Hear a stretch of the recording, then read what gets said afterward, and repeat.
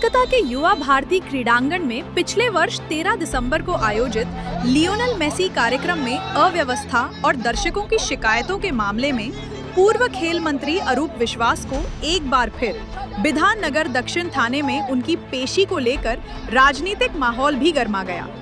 सोमवार को थाने के बाहर भाजपा कार्यकर्ता जूते की माला लेकर विरोध प्रदर्शन के लिए जुट गए और अरूप विश्वास के खिलाफ नारेबाजी की।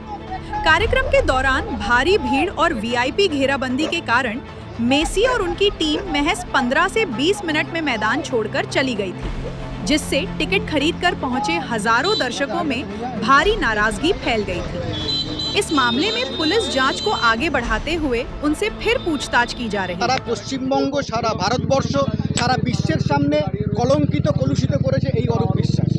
এই অরূপ ফুটবল চোর, মেসি চোর।